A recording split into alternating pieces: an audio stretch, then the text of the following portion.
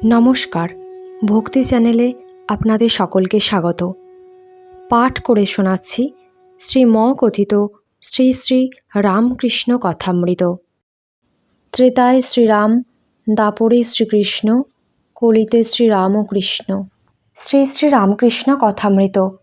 ঠাকুর শ্রী রামকৃষ্ণ দক্ষিণেশ্বর মন্দিরে সুরেন্দ্র, ভবনাথ, রাখাল, লাটু, মাস্টার, অধর প্রভৃতি ভক্ত সঙ্গে। ঠাকুর শ্রীরামকৃষ্ণ দক্ষিণেশ্বর মন্দিরে নিজের ঘরে ভক্ত সঙ্গে বসিয়া আছেন। সন্ধ্যা হইয়াছে, তাই জগন্মাতার নাম ও চিন্তা করিতেছেন।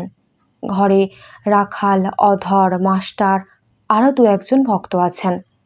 আজ শুক্রবার, 1884 খ্রিস্টাব্দের 20 জুন, জ্যৈষ্ঠ কৃষ্ণা দ্বাদশী।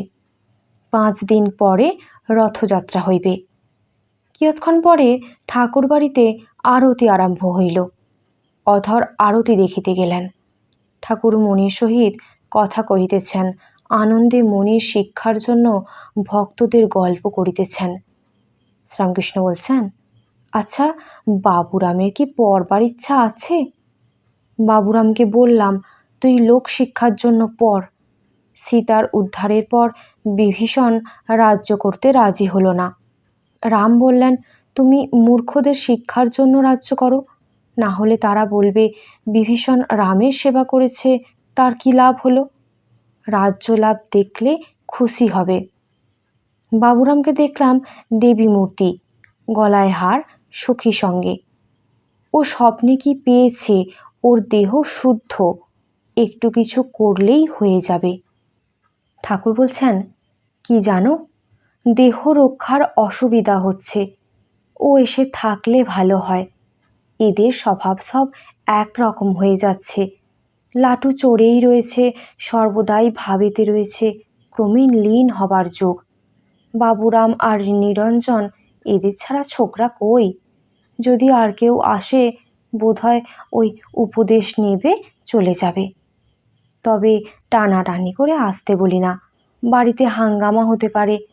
আমি যখন বলি চলে আয় না, তখন বেশ বলে, আপনি করে নিন না। রাখালকে দেখি কাঁদে, বলে ও বেশ আছে। রাখাল এখন ঘরের ছেলের মতো আছে, জানি আর ও আসক্ত হবে না। বলে ওসব আলুনি লাগে। ওর পরিবার এখানে এসেছিল, 14 বৎসর বয়স। এখানে হয়ে কন্যগড়ে গেল। তারা ওকে কন্যগড়ে যেতে বললে, ও গেল না। বলে আমোদ আহ্লাদ ভালো লাগে না। ঠাকুর মাস্টারকে বলছেন, নিরঞ্জনকে তোমার কিরূপ বোধ হয়? মাস্টার বলছেন, আগে বেশ চেহারা। শ্রীরামকৃষ্ণ বলছেন, না, চেহারা শুধু নয়, সরল। সরল হলে ঈশ্বরকে সহজেই পাওয়া যায়। সরল হলে উপদেশে শীঘ্র কাজ হয়। পাট করা জমি, কাঁকর কিছু নাই, বীজ পড়লেই গাছ হয়, আর শীঘ্র ফল হয়। নিরঞ্জন বিয়ে করবে না, তুমি কি বলো, কামিনী কাঞ্চনী বদ্ধ করে? মাস্টার বলছেন, আগে হ্যাঁ।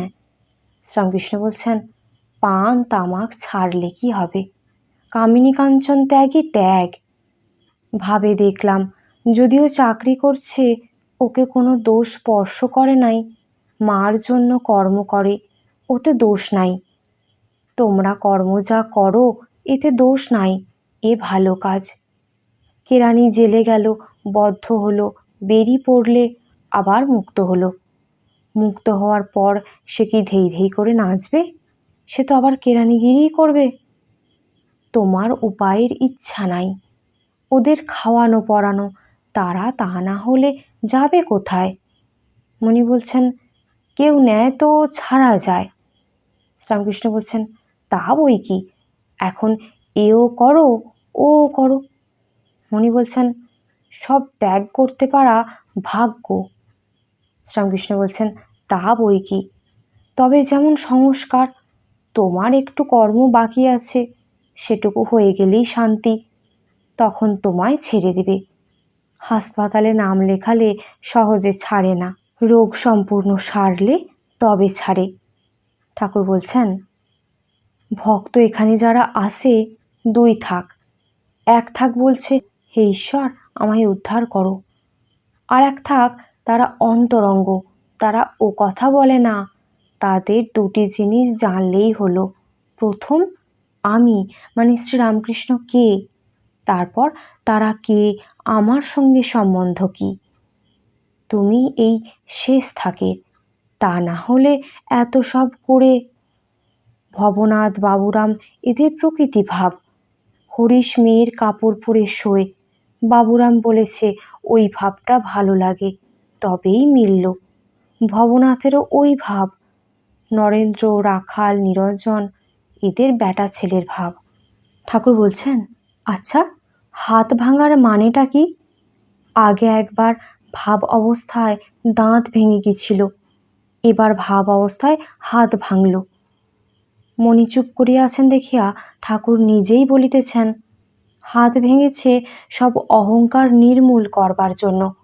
এখন আর ভিতরে আমি খুঁজে পাচ্ছি না, খুঁজতে গিয়ে দেখি তিনি রয়েছেন। অহংকার একেবারে না গেলে তাকে পাওয়ার জো নাই।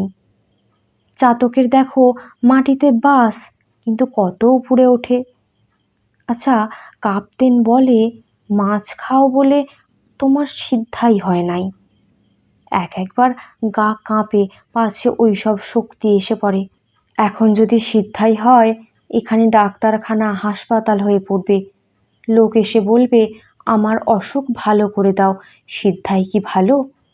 মাস্টার বলছেন, আগে না, আপনি তো বলেছেন অষ্টসিদ্ধির মধ্যে একটি থাকলে ভগবানকে পাওয়া যায় না। শ্রীরামকৃষ্ণ বলছেন, ঠিক বলেছ, যারা হীন বুদ্ধি তারাই সিদ্ধাই চায়। যে লোক বড় মানুষের কাছে কিছু চেয়ে ফেলে সে আর খাতির পায় না। সে লোককে এক গাড়িতে চড়তে দেয় না, আর যদি চড়তে দেয়ও কাছে বসতে দেয় না। তাই নিষ্কাম ভক্তি, অহেতুকী ভক্তি সর্বাপেক্ষা ভালো। ঠাকুর বলছেন, আচ্ছা সাকার নিরাকার দুই সত্য, কি বলো? নিরাকারে মন অনেকক্ষণ রাখা যায় না, তাই ভক্তের জন্য সাকার। কাপ্তেন বেশ বলে, পাখি উপরে খুব উঠে যখন শ্রান্ত হয় তখন আবার ডালে এসে বিশ্রাম করে। নিরাকারের পর সাকার। তোমার আড্ডাটায় একবার যেতে হবে। ভেবে দেখলাম অধরের বাড়ি, সুরেন্দ্রের বাড়ি, বলরামের বাড়ি এসব আমার আড্ডা, কিন্তু ওরা এখানে না এলে আমার ইষ্টাপত্তি নাই। মাস্টার বলছেন, আগে তা কেন হবে? সুখবোধ হলেই দুঃখ, আপনি সব দুঃখের অতীত। শ্রীরামকৃষ্ণ বলছেন, হ্যাঁ, আর আমি দেখছি বাজিকর আর বাজিকরের খেলা। বাজিকরই সত্য, তার খেলা সব অনিত্য, স্বপ্নের মতো। যখন চণ্ডী শুনতাম তখন ওইটি বোধ হয়েছিল এই শুম্ভ নিশুম্ভের জন্ম হলো, আবার কিছুক্ষণ পরে শুনলাম বিনাশ হয়ে গেল। মাস্টার বলছেন, আগে আমি কালনায় গঙ্গাধরের সঙ্গে জাহাজে করে যাচ্ছিলাম। জাহাজে ধাক্কা লেগে এক নৌকার লোক 20-25 জন ডুবে গেল। স্টিমারের তরঙ্গের ফেনার মতো জলে মিশিয়ে গেল। আচ্ছা, যে বাজি দেখে তার কি দয়া থাকে? তার কি কর্তৃত্ববোধ থাকে? কর্তৃত্ববোধ থাকলে তবে তো দয়া থাকবে। শ্রীরামকৃষ্ণ বলছেন, সে একেবারে সবটা দেখে, ঈশ্বর, মায়া, জীব, জগৎ।